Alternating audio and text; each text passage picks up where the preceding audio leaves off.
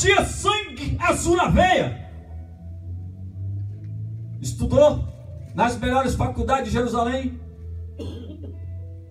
pensou que seria algo de autoridade.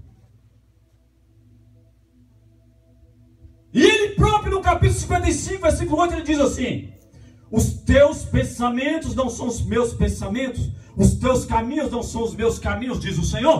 Aleluia. Assim como os meus pensamentos são mais altos, o que Deus tem para você nesta noite não é pequeno. Aleluia. Se você entrou aqui com a mente desse tamanhozinho, pensando pequeno, eu quero dizer para você, o Deus que eu sirvo é grande. Aleluia. Eu saí para dar preço de trabalho hoje, onde eu pisei a planta dos meus pés para dar o preço, falei: Senhor, eu tomo posse, Satanás não tem poder, aleluia, eu quero resposta, e todos eu peguei. Aleluia. Tudo pela fé. Aleluia. Se tu, meu Jesus, chegou uma mulher para Jesus e perguntou assim: Senhor, se eu crer vai acontecer alguma coisa? Jesus disse assim: se tu crês, tu verás a glória de Deus. Aleluia. E o homem não foi chamado para pegar para pessoa comum. Imagina você, varão, sentado aí agora, vem uma voz, não a voz do diabo, não a voz do homem, mas você escuta a voz como uma voz de trovão nos seus ouvidos: ponte de pé e eu falarei contigo. Isso o Senhor falou para Ezequiel: ponte de pé, eu falarei contigo. O homem se colocou de pé. Porque o homem de pé,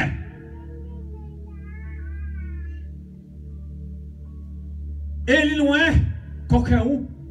O homem de pé com Deus pode olhar para você atravessado, pode olhar para você com cara ruim, mas você de pé, ninguém te para, ninguém te segura. Como vai segurar um homem cheio de Deus? Um homem que ouviu a voz de Deus falando assim: ponte de pé. Imagina você ouvindo a voz do Senhor, e a voz como trovão, o Senhor falar assim: vai, entra lá no palácio agora. Onde está aquele rei sentado? E fala para ele para colocar a casa dele em ordem, porque ele vai morrer. A pergunta é: se você é homem de Deus, se você é mulher de Deus, o que você faria? Meu Deus. O que você faria? Ouvindo a voz de Deus, clara, dizendo no seu ouvido: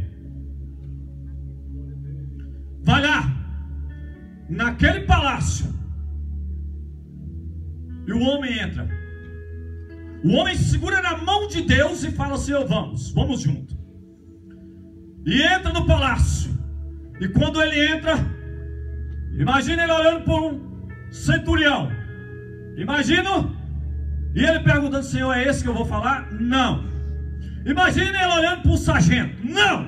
Imagina ele olhando: Chai de Placiandarebia Nagasubia Negebia. Imagina ele olhando para um capitão. E ele perguntando: Senhor, é esse que eu vou falar? E o Senhor falando com ele: não. Senhor, com quem que eu vou falar? Você vai falar com quem está sentado naquela cadeira, com a coroa na cabeça, e que a casa está toda desmantelada. É com ele que você vai falar. Mas Senhor, o que eu vou dizer para ele? Você vai dizer para ele para colocar a casa dele em ordem.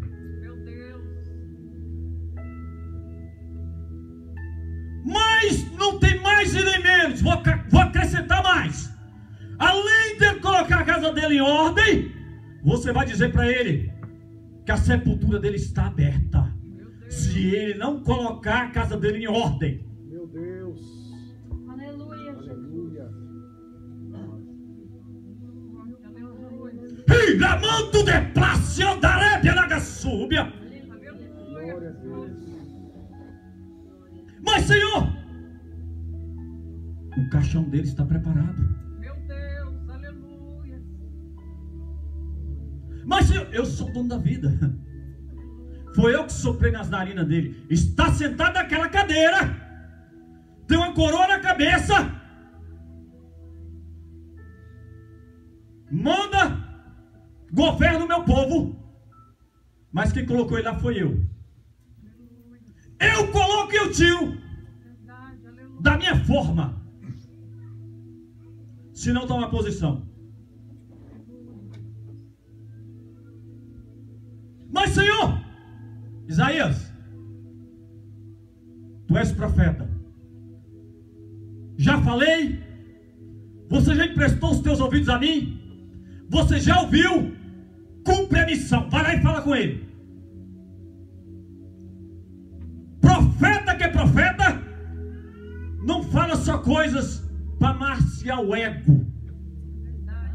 Profeta que é profeta, não fala só o que o povo quer ouvir e deseja ouvir. Profeta que é profeta, fala o que o povo necessita e deve ouvir.